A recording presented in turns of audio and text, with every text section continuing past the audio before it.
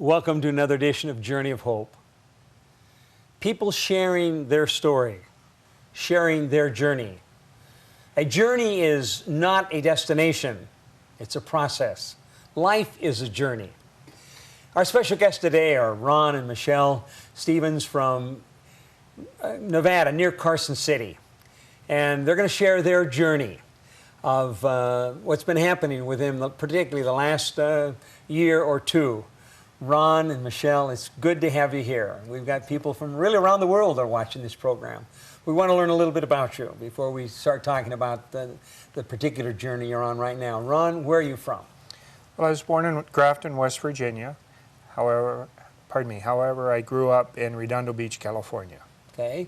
So did you go through all your schooling there in Redondo, or? Yes, I did, Okay. except for college, which I went to college at Cal Poly San Luis Obispo. Okay. And tell us where you're from, Michelle. I'm from Los Angeles, California, near LAX, the airport. I grew up there, and I went to UCLA. And What did you do at UCLA? became an X-ray technician. Okay. And graduated from UCLA? Their All right. X-ray program. And then started your own business, if I remember Exactly. correctly. Okay. And Ron, where did you take your schooling? Well, most of it, again, was Cal Poly San Luis Obispo for undergraduate school. I got a degree in accounting. At Cal Poly. Right. Okay. And then from there, did you have any additional schooling? I did not. Okay. Formal schooling anyway. So what kind of work did you get into then? Well, I became an auditor. I worked for, this will date me a lot, a company called Arthur Young, which is now Well, I've Ernst heard & of Young. them, Ernst Yes, & Young. it's Okay. Ernst & Young now. I worked for them. Then from there, I moved to Occidental Petroleum Corporation. I worked there for 23 and a half years in the controller's office and the treasurer's office. Okay. And during one of their downsizings, I was let go along with quite a few other people. And then I went out and I purchased a business. I ran a business for a while, and then I retired. Okay. And if I remember, was it a swimming pool business? It was a swimming pool. Okay. Now, where did the two of you meet? Michelle. Well, sounds kind of contrite. We met at a Mexican restaurant, and it was just kind of funny. I had dressed quickly and met some friends, and I had a necklace on, and as I went by Ron, my shoe slipped, and I kind of hit him, and my necklace fell off. Oh, I mean, I've heard them all, Ron. This is, Yeah. So your necklace falls off as you're going by Ron, and what happened to your shoe? Well, it kind of hit his leg. Oh, it kind of bumped his leg. Yeah. Now, I suppose you bumped it first, and then the necklace fell off. Exactly. Oh, sure. Exactly. I mean, this is She's tricky. This is something else. Okay, Yes. so you're in this Mexican restaurant. Yeah, and so, of course, I went, ugh. And so he turned around, he felt that kick on his leg, and he helped me with my necklace. And we started talking, and Wow. that's how it One all thing began. led to another. So, where were you living at the time, both of you? I was living in Redondo Beach, and Michelle was living in the Palms area of Los Angeles, Okay, West so Los in the Angeles. general area there. All right. Right. So everything's going fine. You get married. Now, I understand you have one son. yes. Okay. And tell us about your son. Would you like to tell him? Sure. You're his dad. Our son is 21 years old. He's going to Tulane University. He's studying economics and political science At Tulane. at Tulane University. He's doing a study abroad program this year, and he's at the London School of Economics and Political Science. He's really thrilled. He realizes he's being challenged more so than he's used to, and he was informed that there are a lot of standards that they expect him to live up to. And so he's doing that. He must be a very bright individual. He graduated #2 in his high school class. He lost the valedictorian by 0.03 of a percentage point. Wow. So Okay. he graduated with a 4.67 GPA. And Tulane is in New Orleans. That's correct. Okay. So is he a junior or a senior? He's a junior. He's a junior, and he's over in London for the year. Okay. So now we're going to be talking about cancer here, and I know we got some cancer in the background. Apart from yourself, did you have anybody in your family that had cancer? No. So it was the first time. How about you? Anybody in your family that have cancer? My father died from cancer, as did his brother and sister. And what kind of cancers did they have? Well, my father had lung cancer. My uncle had stomach cancer of some nature. I'm not don't have any more details. Sure. And my aunt, she died from lung cancer as well. Okay. Now, Michelle, you've had some cancers. Tell us a little bit about it. Well, the first one was at 9 years old. I mean, you started early. Yeah, I did, and here I am. But anyway, my mom, I guess I was washing my face and neck, and I felt a big lump, and I said, "Look, Mom," and she saw this lump, and we went, of course, to the doctor, and it was a malignant follicular lymphoma, and So it's they a removed lymphoma. it. Okay. And they removed it, and so I was fine. I think the only thing that I remembered at the time was the ether. Well, now, you're talking about a major surgery for a 9-year-old girl. Right. It was right next to my vocal cords. And so, in fact, my parents had to sign a slip, of liability, that I may not speak again. But they were very happy. Always a risk involved. Of course, there were always Sure. risks. But since it was malignant, they wanted it out. And when I woke up, I was singing, "Jesus Loves Me." Even the doctor, I think, had tears. I mean, that's kind of what I would imagine, because they were all waiting for me to see whether or not you could speak or not. Yeah, there I was singing. Now, you didn't have just a normal surgeon. Your parents requested what kind of a surgeon? Well, at the time, I'm 64, so 9 years old is a long way. My parents didn't have a lot of money, but the one thing they felt, I was a girl, and they asked a plastic surgeon to come in and open and close it. Normally back then they did the cutting this way, and instead the plastic surgeon went across, and that way as a scar formed, it would go in the wrinkles of my neck. And he did a beautiful job, and I'm very thankful. Your parents were very wise. Yes, absolutely. Thinking ahead, yeah. I mean, you can't say anything. I mean, I had a surgery in my throat when I had my thyroid removed, and there's just a little bit of a scar, but I didn't have the fortune to bring in a plastic surgeon. I was very lucky. So at age of 9, did you have any other follow-up treatment or just the surgery? Oh, I went and for quite a few years and just had follow-up. Just making sure that everything was, but you didn't have chemo or anything at that point? Okay. No. So then what else happened? You had another type of surgery. And then at 30, I had cervical cancer, and that was surgically removed. So that went well. So again, just surgery? Did you have any Right. follow-up treatment like chemo or anything like that? No, I was very lucky. But I did have a spot on my left breast. I just have a small scar, and they found a malignancy. And I had that surgically removed and then did receive radiation. And I was let's see, I was 9. I was probably 17 when that occurred. But it was not related, they didn't think. Unrelated, but Right, again. right. So, I mean, you've had 2 or 3 kinds of cancer. I mean, getting cancer is not a... Right. How did it hit you when you were 30? I mean, 9, you're pretty young, you don't know what's going on, you're just going to have surgery. But at the age of 30, how did this make an impact on you? Well, just to go back real quick. Sure. When I was 20, I was speaking to my parents, and I said, I have one of those funny lumps again. And they both looked at each other, and they said, I just knew. I knew something was wrong. And that's when I learned that it was cancerous, malignant. And so I went to radiologist and charge of nuclear medicine at UCLA, and he said nothing to worry about. But at that time, I thought, oh no, It's back again. that was kind of really scary. Sure. And then at 30, I thought, gosh, am I always going to get cancer? And how bad is it? And I'm young, and I didn't have children yet, and yeah, very scary. I bet it was. Yeah. And of course, I followed up. I always have pap smear for a while, every 3 months, and then every 6 months, and normal follow-up. Exactly. Yeah. Okay. And then when I get a sore throat, You're kind of wondering. I get the mirror out, and I always do, and I say, Ron, feel my throat. I mean, it's just something in my mind that, and that would have no bearing, but it's just my own. So that's all. So I'm very lucky. So everything's going along fine for the two of you. Right. You've retired, if I remember correctly, and living in Nevada. You've sold your business, and things are going well, and then you get some news.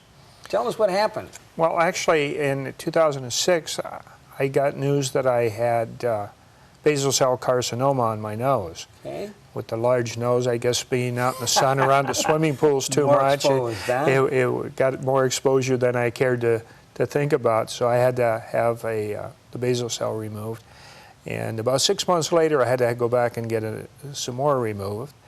And then earlier this year, I got some bad news again. I had another cancer. I had prostate cancer. And that was pretty devastating. What was that? Yeah, it's very similar to what Michelle's thinking. How many times do I have to do this? And the answer is, I don't know. You overcome one, and then something comes back again. And, so you get the news that you've got prostate cancer. It hits you like a 2x4. Oh, absolutely. Yeah. It's pretty shocking. Now, you've heard me talking to our patients, and many times I'll tell them, you know, getting the diagnosis is good news. And people, how in the world could it be good news? And I say, well, you already had the cancer. You didn't know it. Now that you find out that you have it, you can do something about it. So it's good from the standpoint that you'll be able to become proactive and do something about it. But in your case, you found out, and it's pretty sobering. So what do you do? Well, I was pretty lucky because I had a friend of mine who went through proton treatment down here at Loma last year, and his neighbor had done it 4 years prior to that. So I got to talk with them within about 2 days of finding out, and we had a real long, very nice conversation, and a gentleman by the name Steve Weitzman was having a golf tournament of which you were attending, and I don't think you won, by the way. No, I didn't win. and he invited me to an ice cream social, and I went to that on Monday night, and this Monday was less than 1 week of getting the news about the cancer. And I met you, and you gave me the spiel about the good news as soon as you came through the door, and it really caught me off guard because you said, when did you get the good news? And I was going, well, you know, I didn't think I got any good news, and I was going, why would he say that in my mind? And then you went on to the second phrase, and all of a sudden it's, yeah, it does make sense. It is good news because I can do something, and I have done something about it. Well, I'd like to say that when I talked to you that night, that you made up your mind that night, you knew exactly what you're going to do, but that really you were still on a journey. You were still searching, trying to determine what you were going to do.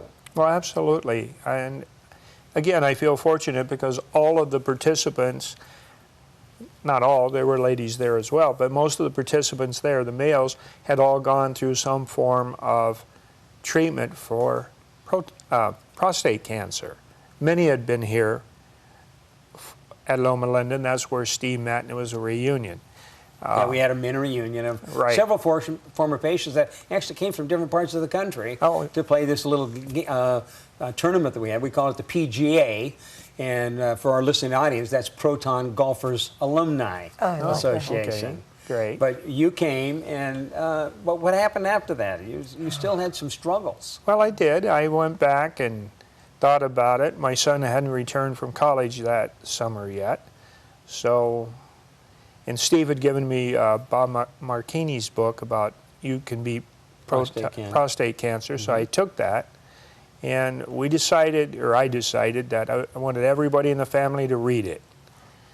And we all read it independently, and then we were going to have a family discussion about it and see what everybody thought. Well, that's a good point, because when you get cancer, it doesn't matter what kind of cancer, the whole family's involved.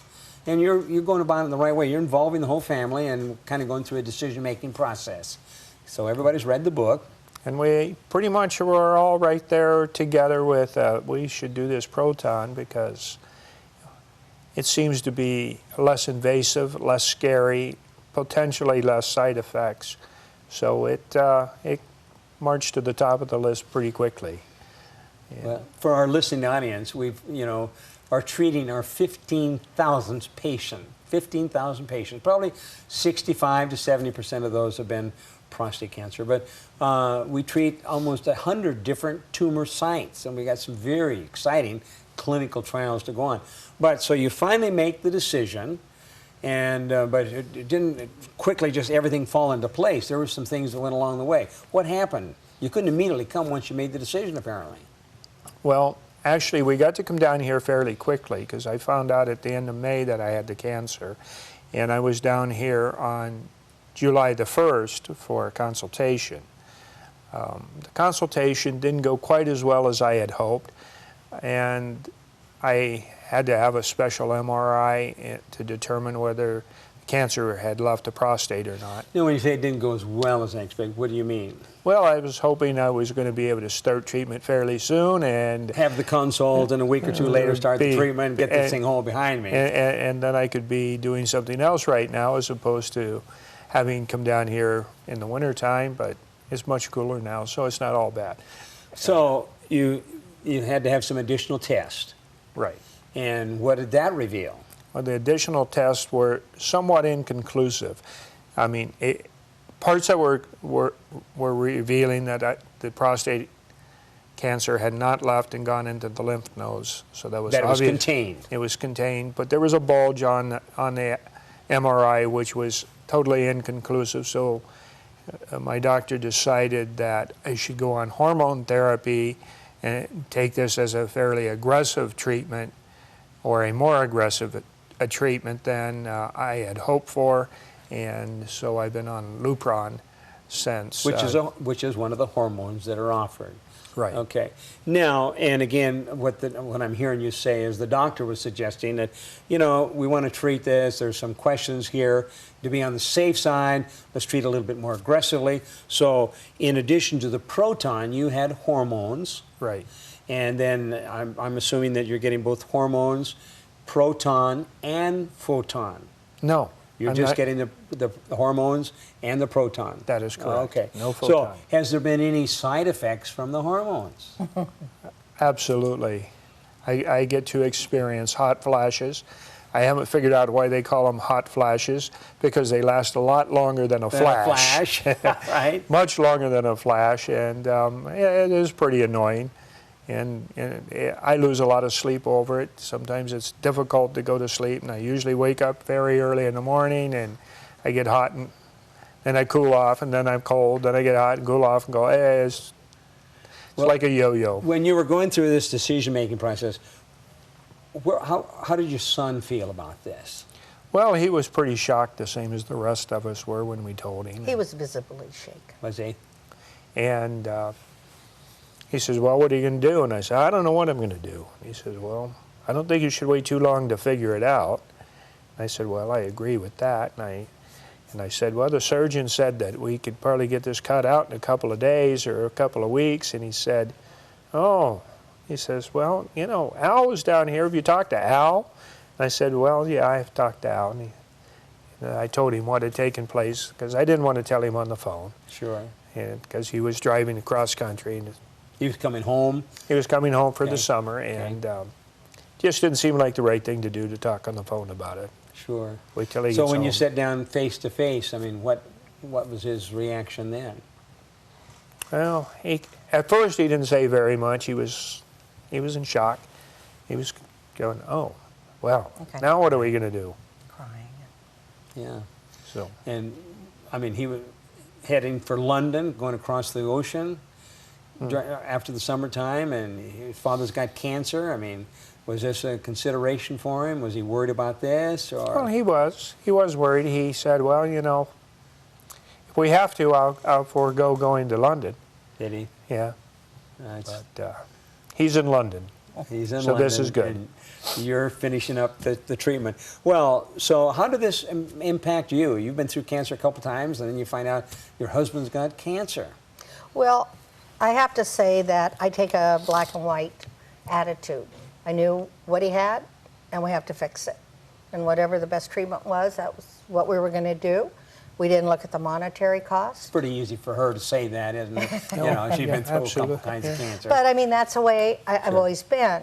And I felt that I have to support him. Right now, he was visibly to me shaken. We read everything. We went to support groups. We did all the kind of research that you would want to do. So when you made that decision, you were making it well informed. Sure. He kind of left that out, but and I talked to everyone. You know how women talk.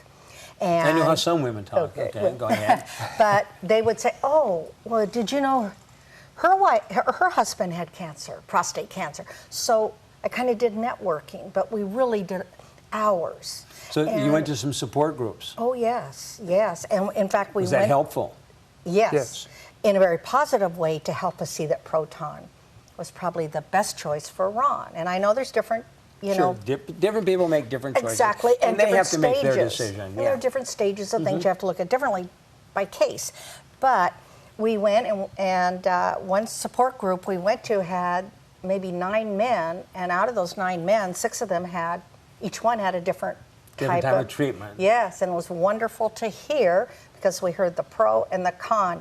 And I have to say the cons really outweighed the pros on most of them. On a lot of the differences. Yes, and one thing, my son being young, he said, Dad, you've got cancer. If the surgeon can do it, take it out. And we kind of said, well, that's not, you know, let's, and that's when he read the book and we told about Alan, you know, that whole thing. But it impacted me because maybe being in the medical field too, that, oh no. Now, for our listening audience, when you say in the medical field, well, being the X-ray tech, what were you doing? And then I had a medical transcribing business.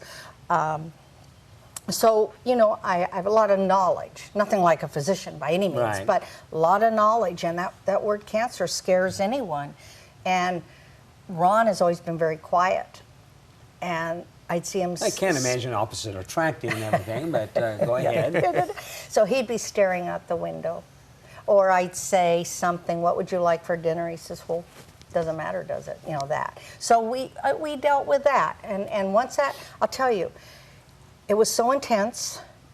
And then once we made the decision to come down to Loma Linda, it was like a cloud lifted. And that sounds very dramatic, but it's that's not. When you're in the decision-making process and trying to make up your mind, and sometimes you have information overload, and exactly. you see all these different alternatives, and some of them you don't like what you're hearing as some of the possibilities, and you've got cancer, and maybe the thing's still growing while we're talking about this, and I need to get it taken care of. And fortunately, and again for our listening audience, when you have prostate cancer, generally it's been growing for a little while. It's usually slow growing. You have some time. But there's some very important points here for our listening audience, because whether it's prostate cancer or some other kind of cancer, you want to be in charge of what's happening. Exactly. You want to be able to look at the different options, and there are always options. And not everybody makes the same choice or the same decision, but you have to make the decision. You have to take the responsibility for it. But it sounds like your whole family was involved in this. Right. And another good suggestion for our listening audience is, you know, go and talk to different people, as many different people as you can. And if there are different treatment modalities, talk to some of the people that have gone through these modalities. And then little by little, you begin to have the basis for making a decision. And until you make that decision, it's kind of hanging over your head. But it sounds like when you finally did make it, you know, there's kind of a peace. But then, unfortunately, you come down here, and instead of being able to get started, having the consult and then get started a couple weeks later, again, just kind of a little bump in the road. And at the time, it didn't seem like a bump. It seemed like a big cliff or a huge obstacle to overcome. But now, while you were in treatment, what were some of the things you were doing? Well, we've been doing a lot of things. We've gotten involved in the, there's a potluck on Tuesday nights. But for the patients. For the patients, then the patients pretty much run the thing. And Lynn likes to show up. I think he likes the food. Oh, yeah. He loves the food. Right. And he always comes and gives us encouragement. Glad that we're doing it and keep going, and gives us announcements about other things that are happening. And we've done that. That's been fun. When we go to the Wednesday night support group that you lead, and the food there is even better with the wonderful sandwiches. Oh, yeah. The sandwiches is a big joke amongst the people who attend these, and probably always will be. Well, we've been doing that, and there's been some wonderful speakers there. So you're keeping actively involved. And I often tell our patients, you know, the worst thing you can do is show up for your treatment, go back to where you're staying, sit in front of the TV, or isolate yourself, feel sorry for yourself. The best thing you can do is to get actively involved. And many times I'll say, you know, the treatments take place over there at the Proton Center in the gantry or the fixed beam line.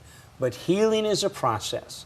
And the more people can get involved in the healing process and to stay actively involved, and the both of you have been very actively involved. What have you been doing while you've been down here? Well, I've kind of been supporting him and going and doing, and then I think what we argue the most about, we bought ping pong paddles because we go to the Drayson Center for physical exercise. Right. And they have ping pong tables. And we always argue about, well, I won the last 2 games. No, you didn't. You won 1. So we really enjoyed friendships. I find, not because I'm sitting here, but I think Loma Linda has to be one of the most compassionate places I have been in. Well, They're heartwarming to you. Everyone has a smile. And, you know, kind of working at different hospitals, I feel that I can say it with certainty that I've never been in such a warm, loving environment. Well, Really, I'm glad to hear that. As you know, Loma Linda has an undergirding philosophy to make man whole, mentally, physically, spiritually, and emotionally.